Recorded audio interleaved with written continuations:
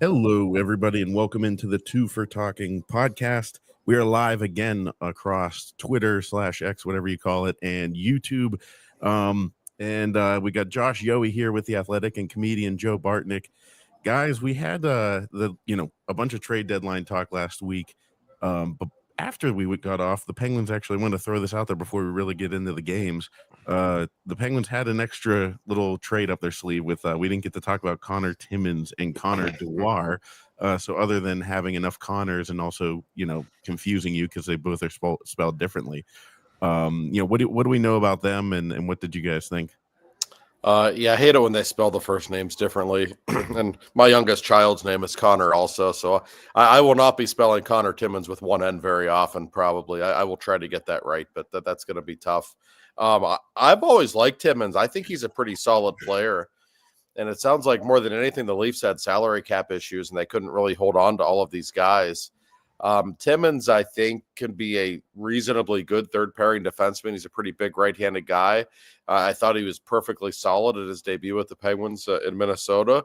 To basically get those two guys for nothing, I thought that was a good piece of business for Kyle Dubas, Joe. And they're not going to, get anybody too excited maybe, but are they a little better than some of the pieces that they had? Yeah, I would say they probably are.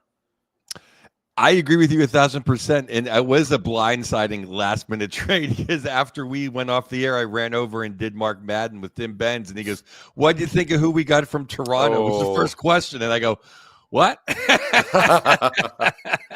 I hate that. Yeah. I was like, we missed that. But I've always been a big fan of Connor Dewars. We should call him the Rusty Nail, a little Drambuie on him. And he plays a little bit. He has some grit. He has some hands. Is he going to be in an NHL All-Star game anytime soon? No. But is he better than a lot of the guys that we have? He might be, and he's definitely worth a shot. Timmins, I think, is definitely a top 6 NHL defenseman, especially on the Pittsburgh Penguins. Yeah. So fine acquisition. Dubas just winning awards, in my opinion, for his excellence this year. Yeah, when you look at the Penguins, especially at the bottom 6 and at their blue line, they've been so terrible in those two departments all season long that it doesn't take a whole lot to upgrade there. It really doesn't. But in this case, you get two relatively young guys. Sometimes players stick with certain organizations for whatever reason, and they kind of find a home. So we'll see. Timmins has always been perfectly solid in my view. And we've talked at length about the Penguins' blue line and how horrific it has been. I want to see him play the rest of the season. Maybe there is something there. This is the time to find out about some young guys. Jack St. Ivany got called up on the emergency basis in Vegas the other day. I'd like to see some more of him. I know he wasn't great in training camp or at the beginning of the season, but we know what he did last year. He sure looked like a good NHL defenseman to me. Guys like that, let's get a look. So it only makes sense to bring people like that in. But I think Kyle gave up a 5th-round pick for these two guys. That's nothing. No, that's just you keep taking chances on young players with some pedigree, with some ability. The fact that some are going to hit, some aren't. But I think he's wise to keep taking those chances. My biggest fear of Timmins was not getting Ivany another look. Yeah. It really does all work out. Yeah, I mean, people are upset they lost Timmins in Toronto. He's definitely a solid 6'7" on, the best team in the Eastern Conference, maybe. But on the Penguins, he's a 5'6" for sure. Oh, God, yeah. No, there's no question. And in his case, you know who the top 2 right-handed defensemen are. They might drive you nuts. They're not coming out of the lineup. But you have to slot at least one guy in behind them, and let's give him a look. That was St. Ivany at the beginning of the season. Maybe we'll see both of them before the season concludes. Who knows? But yeah, it was. There's no point in not making a deal like that if you're Kyle Dubas, and of course he has some familiarity with both of those guys, so that only helps.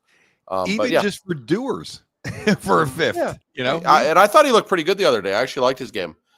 He's a bottom 6 guy. He gets it. He knows his role. The bottom 6, like I said earlier, it has been such of a problem, and they have a lot of problems. God, I don't mean to just isolate all those guys. They're one of the worst teams in hockey right now. They have many problems. But the bottom six is painful to watch on many nights. And you bring in someone like him. I don't think that hurts the cause. And if things don't work out with these two guys, not okay. I'm sorry to cut you off. Was Achari's second year the reason why he couldn't go for a fifth, or did enough people watch him play this year? Because I can't believe nobody wanted him at all. I think the extra year on the contract isn't helping, probably. But yeah, he is the kind of guy that general managers love, especially like old school GMs. Yeah. Like all you needed to know about Achari was when the Penguins were getting killed by the Capitals a few weeks ago. Like I don't even remember what the score was. It was like 7-3 or whatever it was. They had the one power play where they just kept loading up Ovi time and time and time again. I think Ovi had 9 or 10 shot attempts on that 4-minute power play.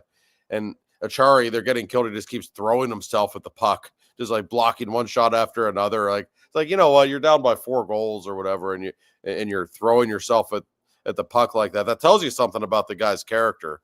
It really does. I just think the overall foot speed is a problem. And if he were a free agent at the end of this season, I bet somebody would have taken him. I just don't think anyone wants to pay him next year. I think that's the issue. Overall, what do you guys give? We did a little bit on Friday, but what do you give Kyle Dubas a grade for this trade deadline? I mean, we have more picks than anyone could possibly want in the next 3 drafts. And I posited on Twitter. I said, if you have a moderate hit rate over this draft, this turns the franchise around, in my opinion. But what do you think he did, on Friday and last week? No, I thought he did very well, Joe. I'd probably give him a B+. I'm only going to give him a B+ for this reason. I thought it was a little disappointing that he didn't find a way to move Grzelcyk. Just the way defensemen were going for top picks left and right. I don't know what the interest in him was. I know there was some. That's the only thing. There's really no need for him to still be on this team with where they're headed. I don't think he's coming back next season. But all of the trades were great. They really were. I mean, I cannot complain with one trade. I thought the return he got was absolutely outstanding. I agree again, 1,000%. I just kind of like Grzelcyk. I wouldn't mind giving him another. I mean, we have enough second-round draft picks. Mm-hmm. We kind of rather make him happy here, give him a little more ice time, and then have the other 2 gentlemen that think they run power plays go. He gets the highest B he could get for me. A territory means we trade our best goaltender, or we traded Letang and or Carlson. That would have got the A for me, because that to me means he did some real astounding. A for astounding. Mm-hmm. Yeah. I mean, I think it's hard for it to earn an A off of purely prospects and everything like that. But B for Bolivier. Bolivier came with a second pick. I mean, good on him for turning himself into being worth a B.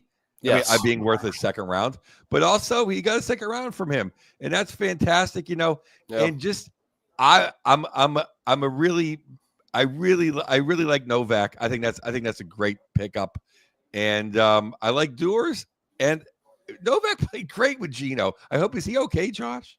He's not at the morning skate. I see that. Oh, so Jesus. I think he blocked a shot and got hurt on did. Sunday, right? Gino was blocking shots on Sunday. I'm like, what? They wanted to beat Fleury more than they wanted to get in the playoffs. Oh, they absolutely did. No, Novak, you can see the talent Novak has. I mean, he can skate. He's got a pair of hands. That was, I thought, very evident right away. So, yeah, he's not at the morning skate. We'll get the report from Sully shortly, I would think, probably about a half an hour or so. So we'll still be doing the show when we hear what's going on with him. Hopefully nothing serious. The talent was pretty clear. Yeah. Plus, he got someone to bite on Cody Glass. Even got something in return for it, a 3rd-round pick. Yeah. I'll take anything from him. I know.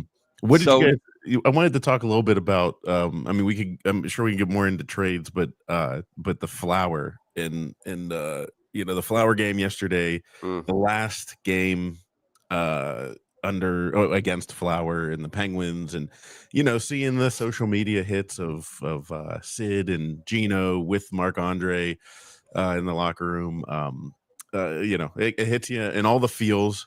And of course, Tristan Jarry, in the most unimportant game of his career, comes through and plays fantastic. Or his season, but Marc-Andre Fleury, go figure. And I thought, Joe, you were probably watching the broadcast too.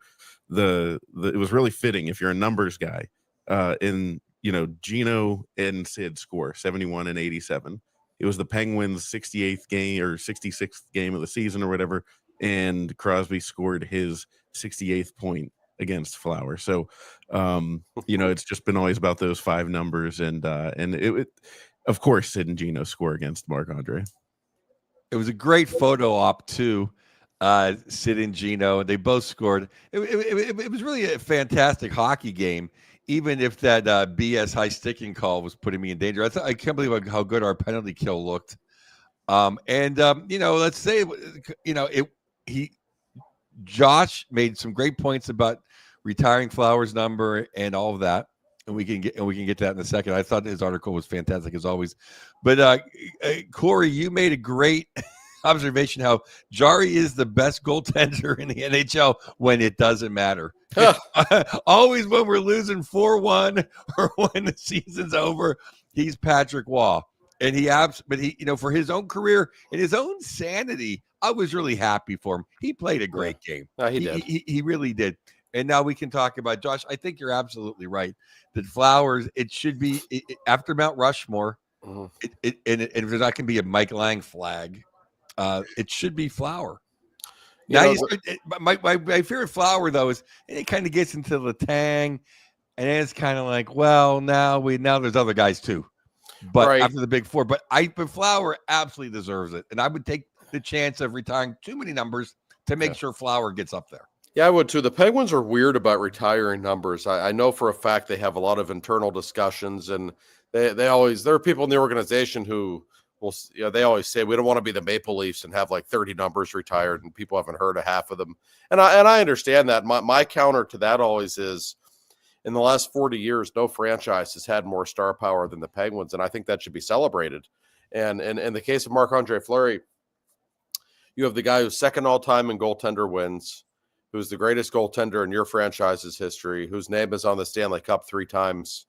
And, what he did in 2009, the way he saved that cup. And also, to me, his final act as Penguins goaltender when he went down to Washington in Game 7 and put on a show for the ages. Like, that can't be forgotten. They don't win the cup. They certainly don't win the cup in 09 or 17 without him. Maybe 16, you can argue. But the other two, they absolutely do not. And then when you consider the human being that he is and how much he's been gone, guys, for almost 8 years, which is hard to believe, how much everybody in the city still adores him. When he shows up in Pittsburgh for a game, and we all know he doesn't really like to play here, just makes him on, as he said a few months ago, I don't like playing against those guys. Those are my friends. And you don't hear athletes say stuff like that, but it's just, I thought, a very refreshing, honest answer from him. When he shows up in Pittsburgh for a game, it is an event. I mean, it's amazing how there are still fans chanting Flower every time he makes a save against their team. You don't see that with anyone else, but then you don't see personalities like his. You don't see human beings like him come along very often. So I think it would be madness to not have his number retired. I suspect it will be at some point. I don't know how long they will wait. They don't often do stuff like that quickly. Maybe they want Sid and Geno's to go up first. I don't know. But one way or the other, to me, it's like the ultimate no-brainer. His has to go up. If for no other reason, then it would be an incredible money grab. That too. That it would. I mean, it's not. I mean, do it on a Tuesday night against Winnipeg. Just do it. Whatever. Yeah. Yeah. I mean, Ron Burkle was a great fan / owner, but he had more money than God. He didn't need to retire a number for a gate. Right. That's right. And today, missing a couple playoffs, I think we could use it. No, you're right. Related revenue that needs to be reimbursed. And by the way, I spoke with Flower after the game.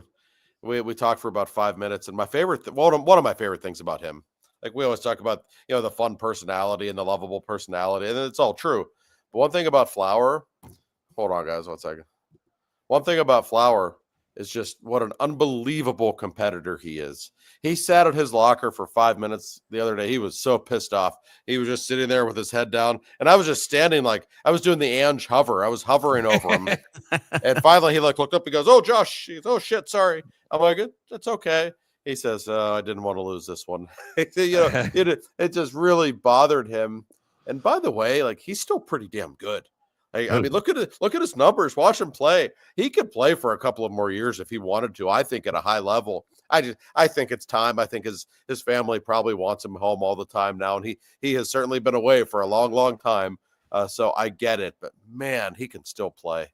He probably doesn't want to move again.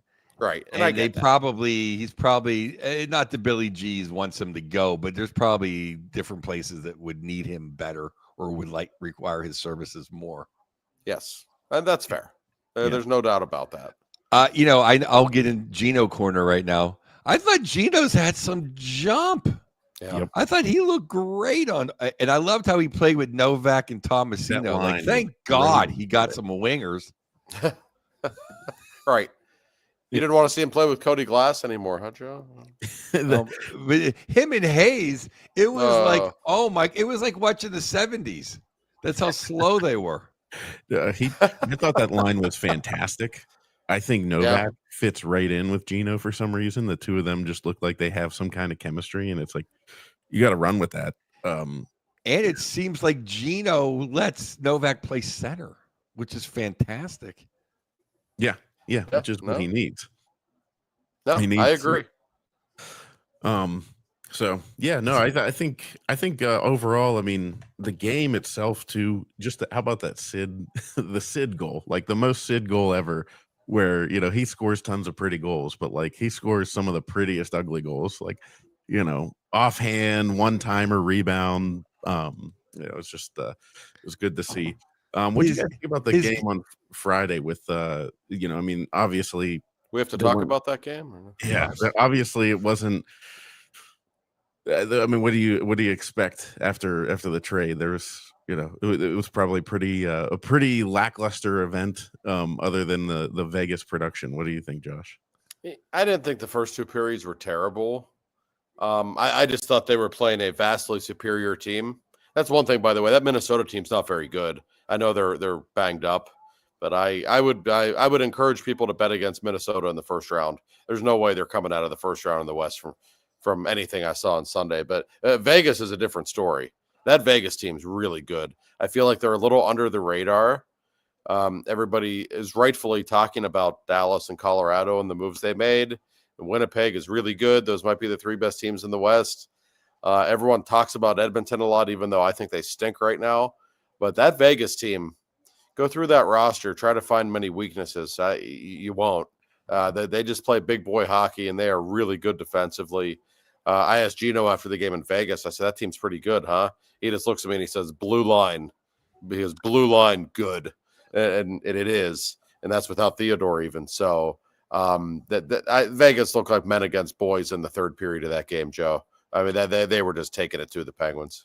Yeah, not only is the barber of the strip, Ivan Barbashev, waking up, and you put him on a line with Stone and Eichel. I mean, that's as good as it gets in the NHL. Yeah. I think they have pound per pound the biggest, tallest, longest blue line in hockey. Yeah. And they all kind of play with bad intentions, which I love. And that'll go a lot. That goes a long way in May and June. So I don't think they have as high end depth, and no one does, than the Stars and maybe Colorado now. Right.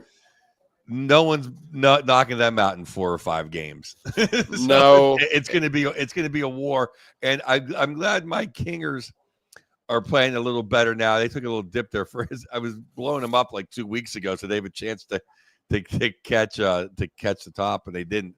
But you're right. I don't know when we're going to go national, but Edmonton stinks right now. Yeah. Oh yeah. Yeah, they're not good. I would take Vegas in a series against them at the moment. So that might be the Kings' chance this year. It might be. So Vegas is really good, and the Penguins they played poorly. And I will say, this might sound like excuse making, and every team is impacted, but I don't disagree with the people who think that they just shouldn't play games on trade deadline day. Like, that's really tough. Like, I understand they're well-paid professionals, but man, you got to play a game and you might be traded a few hours before a puck drop. Like, that is on everybody's mind. It's that the games on that day always have kind of a wonky feel. And it just goes to show how dumb some of the people are who run the NHL. Like, why would you do a trade deadline ever on a Friday, which is the worst day of the week for people in terms of being online, being in front of television sets? It's totally stupid. They should just do it on a Monday when there's hardly any nights anyway. Just go dark for one night. No games on that Monday at all. And everybody's in front of their television sets. Everyone's online on Mondays. It's the best day of the week for it. Just have it be an annual festival on Monday. No games. Just everyone can do trade deadline and make the deadline like 8:00 at night or even like 11 p.m. or something, right? So it goes all night. Like, people would love it. It's not that hard. Yeah, like third Monday every March. Right, whatever. Yeah. That's it. Yeah. Everyone knows that's when it is. It's not that hard. Let's do it on a Friday afternoon. Like, they call it like 5 p.m. Friday news dumps for a reason, because nobody's paying attention. So the NHL does their freaking trade deadline on a Friday afternoon. Really smart. Like, it just never ceases to amaze me. I do know, though, that more and more people between the four nations and the NBA just stinking are turning to hockey. And, just your annual, like how I know 5 NBA players, the people that know 10 NHL guys, they know Rantanen and they know the Rat. And that made a lot of news in regular circles, regular people, my regular friends that aren't fanatics. They all know the Rat. They all know Rantanen. And it had a little NBA drama. I don't know if we want to. I want to, before we thank our lovely sponsor, I want to thank everyone that sold out the Low Love Brewery. And it was a great show and some great fans that came out. And I really want to thank them. It was so much fun. And Janelle gave me the coolest shirt. I'm going to show you guys. It's I have it hanging up. It's one of my quotes I've said for the last 10 years doing hockey. It says, big shoulders, good hands. He's a man. And it's just a power forward. It looks like me with a mustache. That's Stevens, Tocchet, Shanahan, Kachuk. If you listen to me, that's my favorite human beings. Yeah, big shoulders, good hands. He's a man. That's great. Yeah. Janelle, thank you. And your lovely boyfriend. Thank you for the shirt. Something tells me, Joe, that that's you in beer league hockey too, going to the net and just taking no prisoners. Yeah, Joe's not a perimeter player. I don't think there's any doubt about that. I can't get to the perimeter. I just go straight back and forth to the nets. That's right. That's all you need to do. That's fine. There's nothing wrong with that. But yeah, no, the trade deadline though, it was you're right. It was spicy. I mean, listen, and for those who were introduced to hockey, maybe when they saw the Kachuk brothers picking fights against Canada, a lot of people were. The Florida Panthers are going to be your team. Mm-hmm. I mean, imagine. I can't wait to see what happens in the playoffs with Marchand there. I mean, there's going to be a bench clearing brawl at some point in the first round. I have absolutely no doubt. I mean, they're going to get attention. It's they're such fun villains to begin with, and you throw that guy on that roster. That will be great. And the Mikko Rantanen thing, like, speaking of villains, like Rantanen all of a sudden, I mean, he's not coming off very well. Let's be honest. He's not. He finally took his money in Dallas, and now there's a great chance we could see Dallas and Colorado in the first round. He's not going to receive a very warm welcome back home in Denver, I assure you, Joe. Or in Carolina. Yeah. But I want to go national because there's so much juicy stuff. I just want to make sure that we thank our man.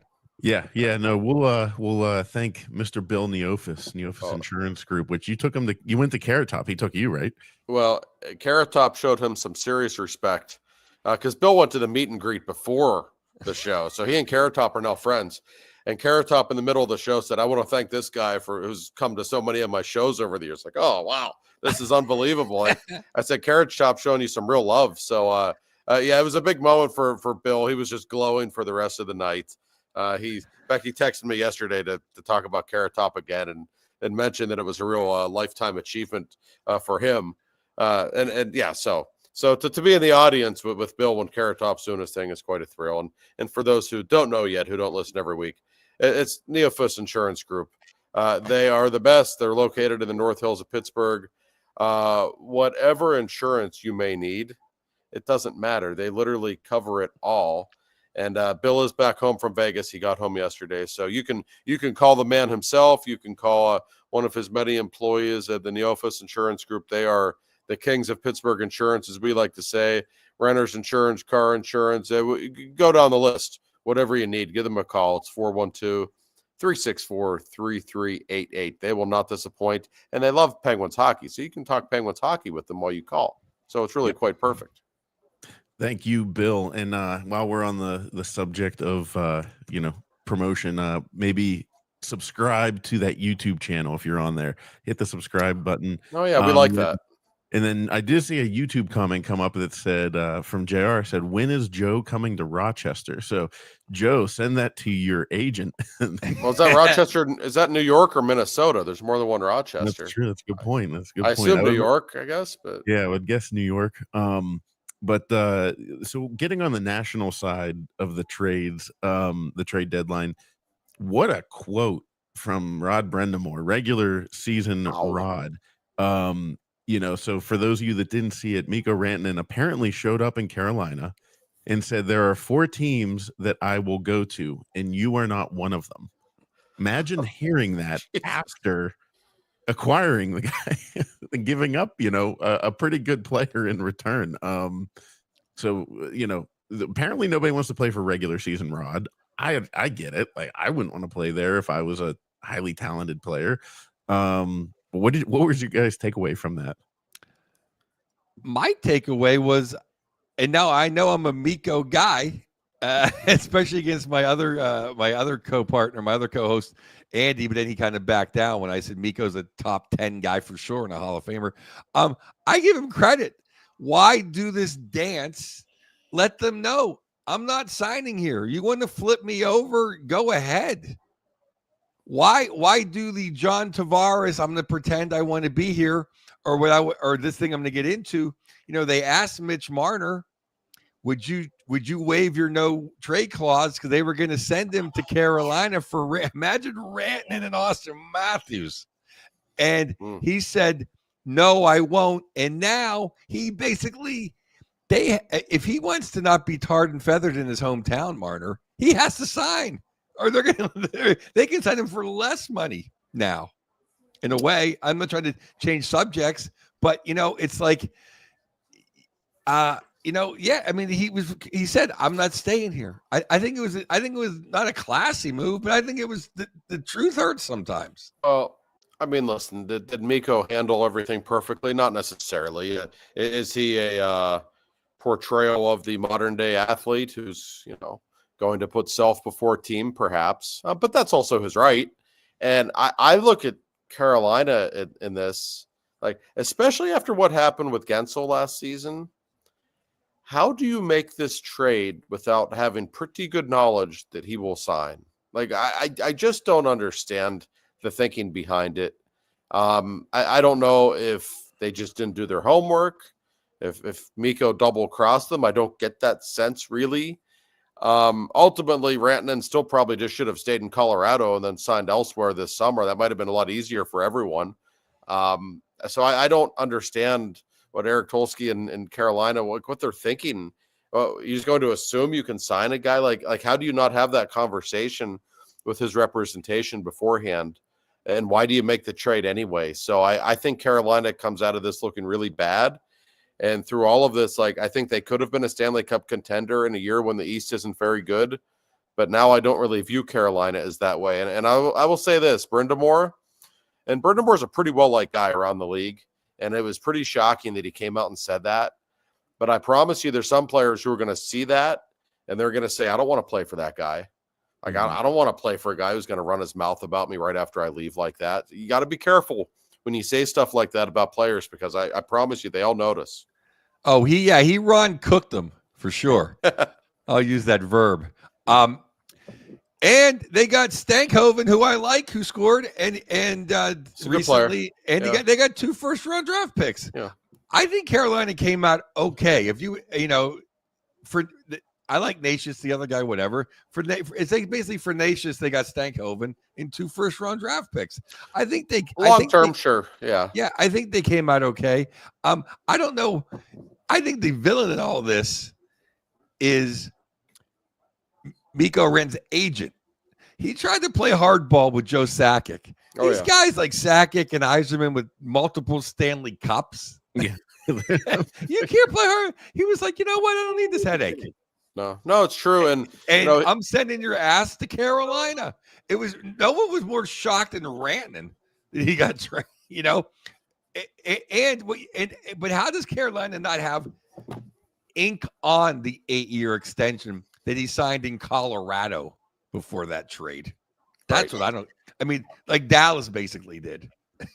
No, that's true. So and this might just be further proof that all NHL players want to play in Dallas and Tampa and Florida and nowhere else right now. It certainly is starting to look that way. Understandably, it's understandable for financial reasons for sure. And those might be the 3 best teams in hockey right now too. That's not a coincidence. So these are all certainly things to consider. The Rantanen drama was fascinating, and you're right. As the story goes, his agent basically told him, "Listen, got Leon $14 million in Edmonton. You're going to get $14 million too," and that became the number. I think Mikko Rantanen's a great player. I don't think he's Leon Draisaitl. I think most would agree with that. But that's the way these things go. We see it in all sports. Like Myles Garrett gets $40 million a year, so now, got to get TJ $41 million a year. Like it has to be this ego-driven contest about who makes the most money. We'll see, but I'll tell you, Dallas might, even though they didn't look great the other night in Edmonton, they might very well be the favorite right now. Like on paper, Joe, I don't see a better team in hockey. I see no weaknesses on that team. I see star power everywhere in every direction. Beating that team 4 out of 7 is going to be really tough this spring. Oh, the only weakness is backup goaltender. That's right. I had to give Casey DeSmith a shot. It wouldn't be a podcast. It's a fair point, though. It is. Oh, it certainly is a fair point. Yeah. No, they're depth for days. Anytime Wyatt Johnston is your third line center, I mean, yeah. I mean, that's literally like Penguins circa 1993 level centers. That team's amazing. But I'll tell you who I really love getting going this weekend was my boy Val Nikushkin. Did you see that Lemieux-esque goal? Oh yeah. I mean, are you kidding? That first round, everyone that whined, every time Toronto used to whine, I can't believe we got to play Tampa in the first round. I can't believe we got to play Boston. That is nothing compared to if it's going to be Dallas, Colorado. Oh my God. I mean that is an absolute hatred now and an absolute talent extreme. I mean, that could be an all-star game. On paper, that might be the best first-round series ever. Literally. We're talking like, think about how many future Hall of Famers are in that game potentially. Yeah. They're just 2 great hockey teams. Whoever wins that series could very well win the Stanley Cup. And I've been on Dallas all year. I really like that team, and they only got better. Colorado, though, what they did, adding Nelson and Coyle, like that's talk about center depth. Those 2 behind McKinnon. Whoa. That's the series we all want to see. And the first round, I always say the first round of the playoffs is the best extravaganza in sports because what has happened in the Stanley Cup playoffs, by the time you get to the conference finals, everybody's out of gas. Like they've all killed each other, and the hockey's just not as entertaining. It's really not, I don't think, in the last 2 rounds. But especially in that first round when everyone's gas tank is full, it doesn't get any better than that. And if you get maybe you get that series, and I'm actually actively rooting for the Maple Leafs just for a few weeks. I want them to win the division just so we get Tampa, Florida in the first round. Oh, I mean, you talk about 2 unbelievable first-round series. I hope the NHL is smart enough to stagger them on different days because, I mean, those are the series we all want to watch. 1,000%. And, I don't need to sit here and talk about the greatness of Nathan McKinnon, but I'm going to talk about the greatness of Nathan McKinnon. In his draft, he's the first one to 1,000 points. He's 1,001. The next guy back is Barkov. Barkov only has 711 points. Yo. Wow. It's not like Barkov's played in Winnipeg or, Phoenix. I mean, he's had some wingers. Yeah, he has. And he's a great player. That's what I'm saying. It's like, McKinnon, I mean, listen, I think for a lot of people, we just kind of blindly say McDavid's the best player in the world. And especially when you look at his numbers the last 5 years and you see him play in person, like it's hard to dispute that. But McKinnon's not as far off from him as people think, and he's a better goal scorer, I think. And what he's done, and he actually, his first season or two were good, but he didn't really become McKinnon until about the third or fourth year. But ever since then, I mean, listen, he is truly special. There's never been anyone quite like him, Joe. Do you guys, what do you think about, I compare him kind of to Evgeny Malkin? You know what I mean? Like, not going to be Sid, but like an all-time great. Is that I playing styles, he reminds me of Malkin reminds me of Rupe Hintz. He gallops through the gallops through the neutral zone. He's long. He's got that witch gene of finding players behind his back and do some stuff with the puck. The guy that Nathan McKinnon reminds me of, with a little less aggression, although maybe if he played in the 90s, he would have. He reminds me of Lindros. Like, he is just an animal. That's interesting. That's a great call, because McKinnon's kind of a freight train the way he plays. Like, when he gets going, like, you're not, and he obviously not as big as Lindros, right? But better. I mean, historically speaking, he will be better. He's an obvious Hall of Famer. I don't know. Yeah, I know what you're saying, Corey. He's not going to be like on the McDavid Crosby tier, but he's right below that. I mean, he really is. This is one of the great players of all time. He's already got one cup, and they've always been my favorite team to watch now for years. You got that guy and Makar on the ice together, and you mentioned Achuchkin. I mean, that guy is so talented. Even the saucer pass he made to beat the Penguins last week, like, there's nothing that guy can't do. Really, you put those three on the ice. Natchez has really fit in very well there. Now you got Brock Nelson. I mean, it's basically an all-star team. Like, I don't love their depth necessarily. They're maybe a little top heavy, but their top 10 players are better than your top 10 players. I don't care who they're playing. And McKinnon's still the leader, and that guy is so hyper competitive.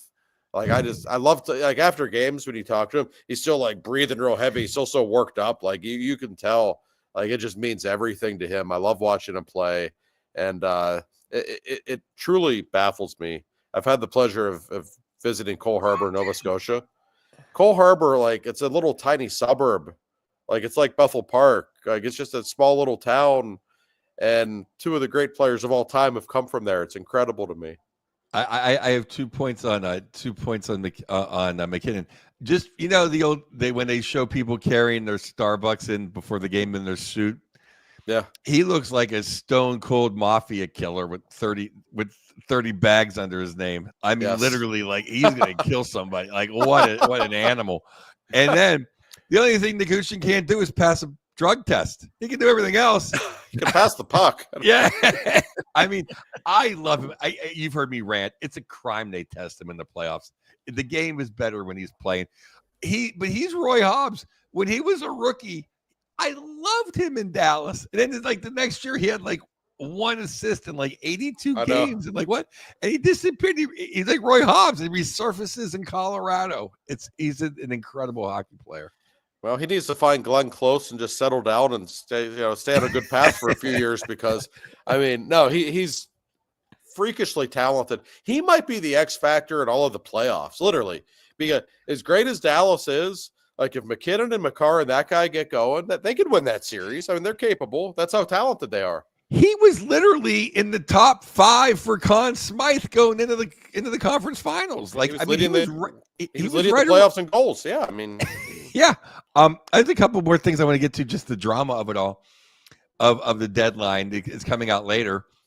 Is that Rat Marchand went to go speak. Did you hear this, guys? No. Oh, No. yeah. He went an in-person meeting with Sweeney, and he basically talked to them in person. And they still said no to him. And they still just traded him away. Wow. What mismanagement on their part? What was the gap that they were trying to get to? Like, what did Marchand want that they didn't want to give him? Well, what my buddy Andy told me was they were going to give him 2 years at $3 million a year, which is just absolutely insulting. Yes. Now, I don't know where he heard that. Elliot Friedman said it was the offer was not insulting at all. It just wasn't what Rat was looking for. But it was Boston that let him go. It wasn't the other way. Obviously, it was. You know what I'm trying to say? It was like they pulled the trigger. Well, Bergeron, your buddy Bergeron, did them such of a favor a couple of years ago. He played for a ridiculously small price his final season, if I'm not mistaken. Didn't he play for like $2 million or something? I forget what the exact number was. Maybe that made Boston think they could lowball Marchand a little bit and get away with it, and that wasn't the case. But it's weird seeing him in a different uniform. Like when I think of him, there's just certain players you don't ever want to associate with any other franchise. He's a Bruin. That guy's a Bruin, and it's very interesting that it came down to this. Well, that's what's interesting, Josh. That like people like, oh, I can't wait for Sid to go somewhere else. I don't want the Rat to go anywhere else. I want guys to be where they're at forever. Right. And yeah, I mean, I tend to agree. Be an NBA fan if you want to see guys play for different teams every year and not be loyal to a franchise like that. That's pretty common. Go cheer for LeBron or whatever. Like that's the way the NBA works. I don't know. I kind of like that there are certain guys, even guys who are in their prime now. Like I don't want to see Josh Allen play for it. He's a Buffalo Bill. Like I don't want to see Mahomes finish his career in Miami or like I just don't. And Marchand, like the way he plays, the Bruins are always they're good villains. They're the big bad Bruins. Like he fit in perfectly with that mindset. That said, he'll fit in perfectly in Florida too with the way they play. But yeah, I like to see certain guys just stay. Sorry, Connor McDavid. That means you have to stay in Edmonton for another 10 years. But it's just, that's just the way it should be. But we have clearly lost that in sports.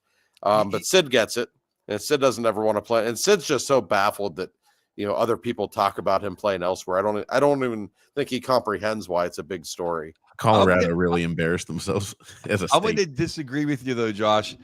That's the one guy that I want to see go. Is McDavid, because it not in some Ray Bourque way, because to me Ray Bourque had so many chances, but when the biggest moment came, Gretzky and Lemieux owned them. Yes. Oh, they sure did. I thought Ray Bourque sucked my whole childhood because the only times I saw him on TV, he was getting embarrassed every game. I didn't really appreciate until I was older how good he was. Me too. I thought he was better. Point. I thought his Sega rating was better than his actual game. But that being said, like I don't want him to play 20 years and be third in all-time points and never get past and only have one final appearance. I don't want that to happen to him. No, that's fair. But especially, I think it's when guys have won a cup with a team and they're franchise icons. I don't know. It always seems silly to me when they move on. Yeah, and Josh, one more point. It's always guys that have never won anything that want people to move. It's true. Yeah. You ever notice that? Guys that won cups, they understand. Like, hey, I won. Yeah, that's right. Biz always wants Sid to go on the move. Well, he probably doesn't really understand what Sid understands and what he's been through. But I always say Sidney Crosby, the world's nicest man. If you ever want to get under his skin, you ever want to piss him off a little bit, just say, Sid, a lot of people would like to see you and Nate play together. Like, well, what do you think about that, Sid? It's amazing how often it comes up. It drives him nuts. I want to see Biz get traded to the Golf Network is what I want to see. No, see, that would be good because he would actually make golf more entertaining and we wouldn't have to listen to him quite as much talk about hockey. So that might actually be okay. I would be okay with that. On Edelman's podcast, which God shoot me if I ever watch that podcast because I could never watch a Julian Edelman podcast. And speaking with, I partied with Edelman one night. He was a great guy. He's a good guy. Okay. Take it back, Corey. Jeez. All right. Well, I guess I'm a jerk, but I was to sound a little more like a jerk to the Boston people. I like Marchand's a great player. Don't get me wrong. And I don't know if I love to hate him, but you kind of hate him.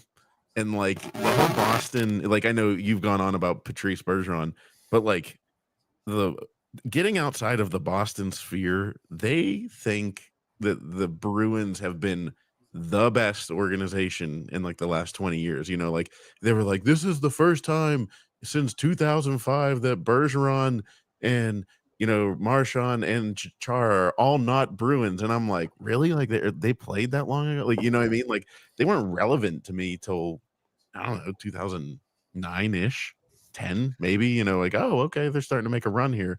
I don't know. I think they're the most overinflated ego of hockey fans, where I'm like, you guys have been good. Don't get me wrong. You blew a couple Stanley Cups and, it's been okay. Well, like, it's just been okay. When you look at some of the original 6 teams, like the Bruins have won the Cup one time in 50 years. Once. It's incredible. The Rangers have won the Cup one time since World War II. The Leafs haven't won the Cup since the league expanded to 12 teams. Vietnam, if you're going to give war references. Yeah. Since the early days of Nam, that's the last time the Leafs won the Cup. Like that's 3 of the 6 teams right there. I mean, that's a pretty incredible thing. If you look at it in that context. And the Bruins are always good. They're always a steady, well-run franchise. But yeah, that's fair. I don't know. It's going to be just weird not seeing Marchand there, though. They make me feel like how the Steelers are right now. Pretty similar. Like, where the fans are like, the fans think we're great, but we're not really. Like, you know what I mean? Like we have a inflated ego. Well, the national media wants to have a huge market be a great team. Yep. And they've blown a few playoffs, but they're always in the playoffs and they're always an entertaining team. So that's why they get a lot of press. But they are a little inflated. They're not the Penguins, they're not the Kings, and they're not the Blackhawks, and they're not Tampa Bay of the last 20 years. Right. But they're in the next realm right underneath that. And for a top 5 or 6 hockey market, that's a good place to be. Yeah. For getting, and Pierre Maguire can't get enough of Patty Bergeron. And like I've said, that could be my next t-shirt, Janelle. If Kopitar played in Boston, they'd already have a statue. Yeah. Oh, yeah. That's what really gets me about it. I see them like opining about Bergeron, and I'm like, was he really that good? Like, I mean, I know he's good, but like, the way they talk about him, ever since maybe Joe, you pointed this, I just kept pointing out so many times that it's like, I'm just so annoyed. I'm like, he's really not that great. Like, everybody shut up. Like, he's Patrice Bergeron. He's not like, well, but you're right. The Bruins, so they're one of those teams that never stink. All right, and that's why the Steelers never stink. I would say the St. Louis Cardinals, they never stink, really. Yep. So when teams have huge fan bases and they're consistently good, even if they haven't won a lot of championships recently, I think that ego probably comes out a little bit. So the Bruins are that, but it sure looks like the Bruins are going into something of a rebuild, and it's been a long time since we have seen that. So it's just interesting. Some of the traditional powers of the last couple of decades, whether it be the Penguins, Blackhawks, Bruins, all kind of going. Detroit's still kind of stuck in that. Whereas now you've got teams like Florida, and Tampa, and Dallas, and all the non-traditional hockey markets all of a sudden look like the best teams. It's definitely a new time, a new era for the NHL. Terrible game last night for the Red Wings on many accounts. One was that 5 minutes left, they call that interference on rough on Sider. What a gift. What an absolute gift. And then they finally beat Allmark, and it was like 1.1 second too late. Yeah. I saw it. I wasn't watching it live, but I saw the replay of it. Oh, it was a good game. Yeah, I'm a Red Wing guy. It was, and I just hate, other than Brady Tkachuk, I don't like anybody on Ottawa. I don't like their front office. I don't like anything about Ottawa. Like the arena where it's located. Oh God, it's really awful. It's the worst arena in the league by far. Just terrible. Before that you can play hockey on, and they don't have a hockey rink right next to it. Like, come on. Yeah. But before we go to phase 3, which I know is going to get juicy in about 2 seconds. Oh yeah. I do want to hit the Marner thing again. What do you think, Josh? Like, he's going to be a Tavares-esque villain if he doesn't re-sign there. It looks that way, and I'm not under the impression that he doesn't want to re-sign there necessarily. But I don't know. It's always a soap opera in Toronto. What happens if they lose in the first round? Then what happens? And they might. I think everybody's kind of waiting to see how the playoffs go before decisions are made. But does anybody really think the playoffs are going to go well for the Leafs? They're a good team, but do you think they're going to go through Tampa and Florida, Joe? I don't. I don't think they're going to win the first round unless they play They got Ottawa Columbus or something. Yeah, right. I don't know if they're going to beat the Rangers, even though Igor looks shakier and shakier every day. Maybe Quickie's going to get the start. Yeah, I didn't like what they did. I'm not a Lawton fan for a million reasons. And Carlo's good, but they need 3 more guys. They got rid of Timmins. You know what I mean? They need 3 more defensemen. Yeah. Not just Carlo. No, I agree. It'll be a shame to watch Toronto struggle again. And I shared a couple of those people popping up. And do you think the Pens make a run at Marner? Like, we're going to have a lot of cap space. The cap's going up. I've been hard on Marner because I'm a Matthews guy, and I love Prince William Nylander. I love Willie. I think Willie's got nuts. He's not scared of anything. I don't want a Marner guy. I think however great Marner is, hey Janelle, I want a guy with big shoulders and good hands. I want a man. I don't want another small guy playing on Sid's wing. I want modern day Kevin Stevens. I know people are going to bring up Marner and the Penguins this summer. If indeed Mitch does walk, the Penguins will have money. Kyle Dubas has a great relationship with him. I think Sid and Marner have a really good relationship as well. So I guess you can connect the dots there, but I don't think that's going to happen. My sense from Kyle Dubas is that he's not going to spend a ton of money this summer. The math just doesn't work out. If it were the summer of 26 when Marner were available, that might be different, because that's a year long in the rebuild.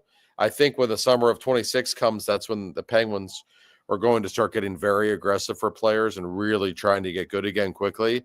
I don't see it happening this summer. You never know, but I think it's unlikely. Well, that's where I get really excited about the 26 season, because, it's a shameless plug, but I wrote something about it in the Hockey Writers where, like, Sid in the 26 season, like, could be looking at getting to number 2 all time in points. And that, I think I'm like, oh, if we're like watching what Dubas did, I've been thinking points wise, where's Sid going to end up all time? But now it looks like, like in the end of his next contract, he's going to be like, yeah, give me one more year. Like, let's kick it out another year and see what happens here. Because if Sid has a whiff of the playoffs again, he's going to stick around for it. Oh, he does. And I don't know where Sid's going to end up on the all-time point list, but I assure you that's not on his mind right now. Oh, I'm sure he's not thinking about it. He doesn't give a shit. He just wants to be back in the playoffs before he's done and to have a chance to do something in the playoffs when they arrive. And would somebody like Mitch Marner help? Yeah, probably. Mitch is a great player, but it's just, to me, the timing, it just doesn't add up for the Penguins to make a run at Mitch Marner. I still think they're kind of in the phase of developing assets and trying to bring some of these prospects along. And then in the summer of 26, that's when Gino's contract's off the books. That's when a lot of other contracts and some dead money is off the books. I think, so what is this, March? So about 15 months from now, if you can be patient for 15 more months, everybody, I think that's the time when you see the Penguins get really aggressive, both in free agency, trades, whatever. They want to get good again in a hurry. I don't know if next season's going to be that time. I think next season might be just Gino's farewell. Maybe they exceed expectations, play well. I don't know. But it could be another long season before things really start to pick up after then. I'm only spending $15 million if their first 2 letters of their last name start with a T and a K. Yeah, right. I'll take one of those. Come on down, Brady. Come back to America. Freedom. Come back to America, Brady. Let's come on back. What's the tariff on getting Brady Tkachuk down to Pittsburgh? I'd be okay with it. And there's no way he wants to be in Ottawa. I don't care what he said. There's no way. He can't be happy. Sneak him in. He'll probably survive going over Niagara Falls. That guy's so tough.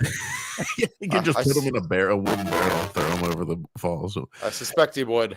He'll pick a fight with the border crossing patrol moments after at the Peace Bridge. It's fine. Yeah. There's no Peace Bridge with like a chuck on it. Damn right. Good point. Well, so shifting gears here a little bit, the Pittsburgh Steelers made some waves, which, by the way, let's just, I don't know if any of you guys knew him. I didn't know him, but Craig Wolfley passing yesterday just totally stunned me. And I not to belabor, we're not trying to, I don't know, I guess get numbers to talk about Craig Wolfley, but like he was phenomenal what he did. I love like his word mogenation, like he one of the all-time greats, and it's just like it really hit me so hard yesterday because I didn't know him at all, but like it was like Stan, Mike Lang, Craig Wolfley, Tunch Ilkin, all in the last 4 years. And so thoughts and prayers to Craig's family. Because I know he's got 6 kids and a lovely wife. Whoa. But a great man, and I just wanted to throw that out there before we get into all the Steelers craziness. No, I had the pleasure of meeting Wolf on many occasions. Unbelievably nice guy. He was a man of faith who loved his family, and he loved the Pittsburgh Steelers. And he truly did. And I know his son CJ really well. He actually produces the radio show that Borky and I do for 970 AM Fox Sports in Pittsburgh. I was a really nice kid. And my heart just goes out to him. Wolf, it was shocking news. We knew he was sick. He was diagnosed with cancer not long ago, apparently. And just happened very quickly. And I think I'm like 66 years old, way too young. And we always talk about what a good guy he was because he was. But when I think about Wolf, I also think about how good he was at his job. You could listen to a game for 5 minutes and he would teach you something about the game that you hadn't even thought of because he played and we didn't.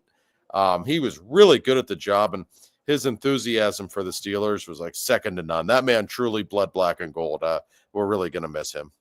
Yeah, I had the pleasure of meeting Mr. Wolfley a handful of times at DVE, and just the nicest guy. And when Steelers legends are nice to me, I'm like shocked because they don't have to be. Mm-hmm. I love people who are nice to you that don't have to be. Like, right. That's just like, I mean, not that anyone needs to be rude, but just, there's just, oh, hello. And then there's, hey, how you doing? And just the big Craig Wolfley hugging and just a super nice guy. I feel for his family, 6 kids. Geez. But the other thing I want to say about Wolf, which is a complete compliment, is I loved listening to Wolf talk about football. Because when it's not Penguin season, when I listen to Madden, I listen to the podcast and on 2-speed, which drives people crazy. When there's Steeler guests, I almost always just skip because it's not my passion, my love. And most people, I can't stand to hear talk about football. Give me a headache. Wolf was the one guy I loved hearing Wolf talk about football. Not only did he know his shit, he was so entertaining about it.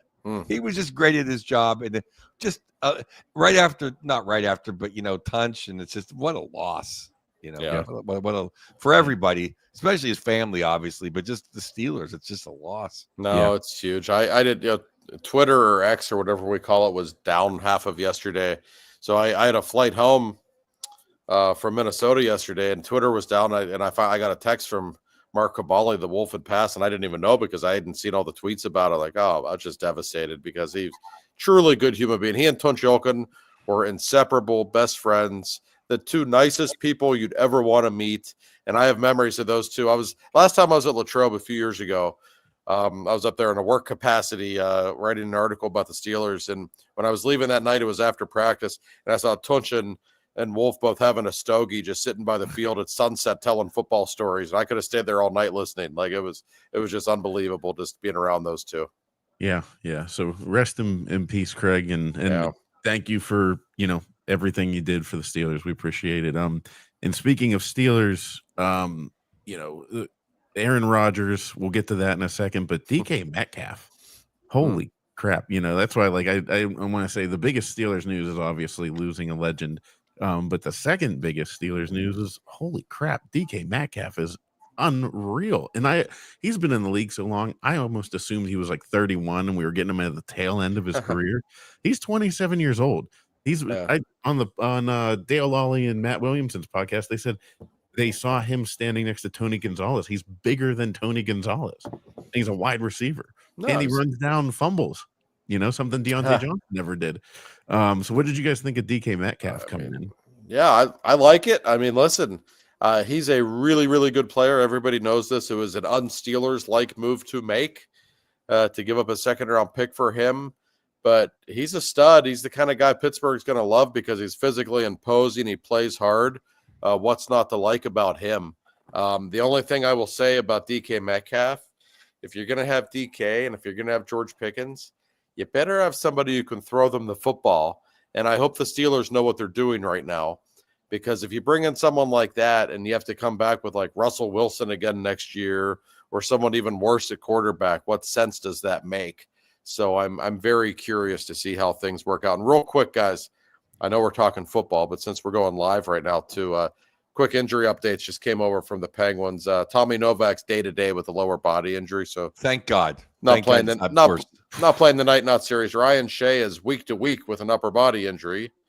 And that's about it. So we didn't talk about Shea real quick. Just throw out there. I'm so glad for him that he got a contract extension. It's great. Good contract, deserved. So banged up a little bit, but anyway, so that's the news. So back to football. Well, yeah, Shea has been playing well. I'm really happy with Metcalf. That's going to be fun. I think this should grease the tracks to get rid of our prima donna girl. George Pickens. He's not going to handle this well. I think so goodbye. Just do it now. Yep. Rip the Band-Aid off. That second round pick that you traded away, you could get back probably. Probably, I would think. There's only one football, and he's not going to get it enough. He's going to cause problems. I don't care if Joe Montana's the quarterback. Luckily, DK is big enough. George probably won't be able to beat him up, so that's good, if indeed that does come to that. But guys, this quarterback situation is fascinating. I don't know. Speaking of prima donnas, Aaron Rodgers is, of course, very much in the news right now. We're still kind of waiting on a decision. The way I have it understood is the Steelers have made their offer, and they're just waiting to hear back from him. And it sounds like the Giants want him also. Like, I still think, even though he's 41, Joe, like, I still think his ceiling is higher than Wilson's. Like, I thought Russell was okay last year. I don't think they're going to win anything with Russell Wilson. I thought his physical limitations were pretty clear at the end. I know Rodgers is older. I actually thought he looked pretty good at the end of last season. I think he's just overall more gifted. Maybe he can take advantage of those receivers more. But what are your thoughts on the possibility of Rodgers coming to Pittsburgh? Because, boy, that would create some drama and a circus in Latrobe in July like we have never seen. I have a lot of thoughts on Rodgers. One thing that my buddy Bill hates when I say is he's always nice to me, because I know he has a million detractors for a few reasons. I've met him on a couple occasions. Have you? Couldn't have been any nicer. I love the guy personally. Professionally, I didn't like 4 or 5 years ago. And Aaron, if you ever hear this, please, we can still have beers together. And let's go bar hopping. I didn't like when it was like 3rd and goal and he didn't put his head down. He'd go for the end zone. I don't know if you guys remember that was like the NFC Championship game. That to me is like, that was just one of those things that was not as bad as like Pippen not coming in the game but that to me is just one of those things like, how do you not just put your head down and go for it at that point? So those are my two personal theories, or two personal sides. As far as quarterbacking, I didn't watch enough of him. Is he more mobile than our old man from Seattle, the old man from Seattle? I think probably about the same. I don't know. I think he can see over the line.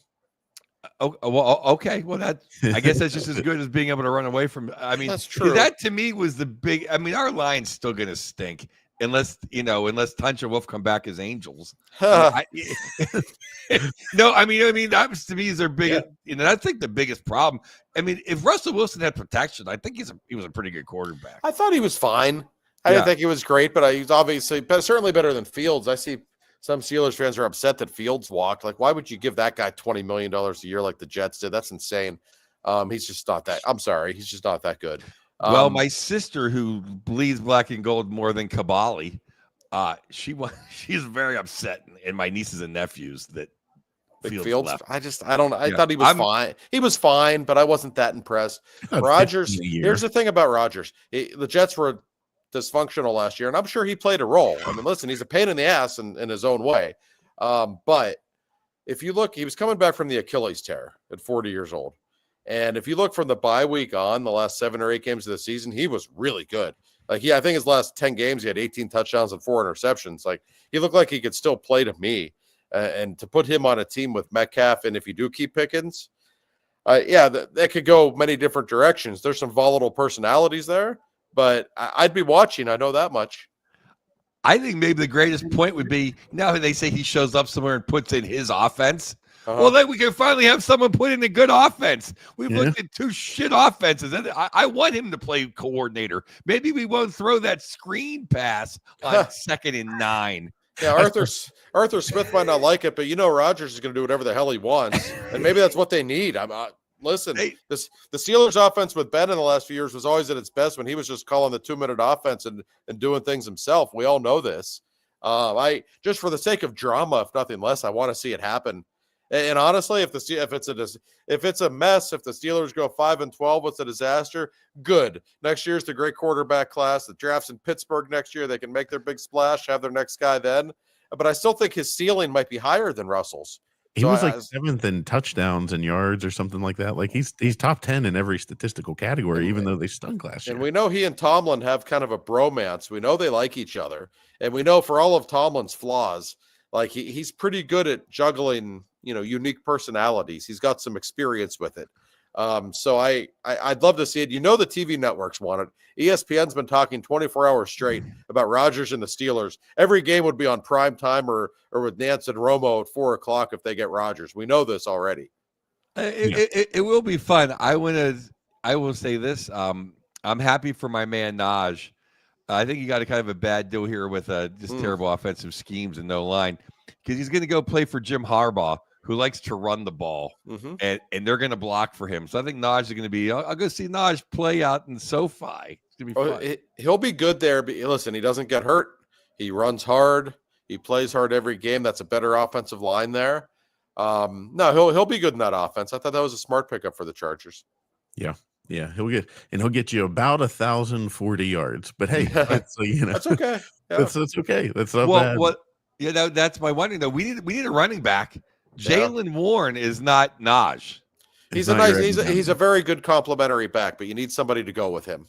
Right. It makes me wonder, not to talk draft too much, but that Ashton Genty or whatever from Boise.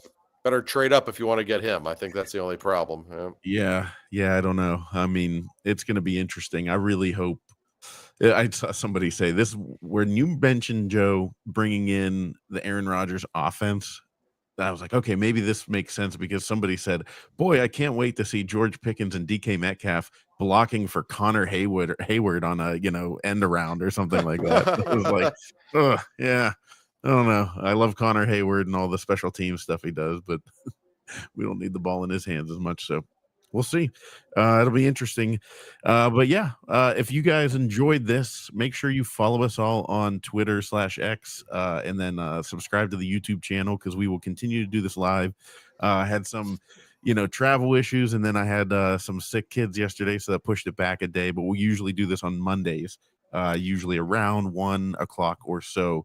But we appreciate you guys. We appreciate Mr. Bill Neofis, and I'll talk to you guys next week.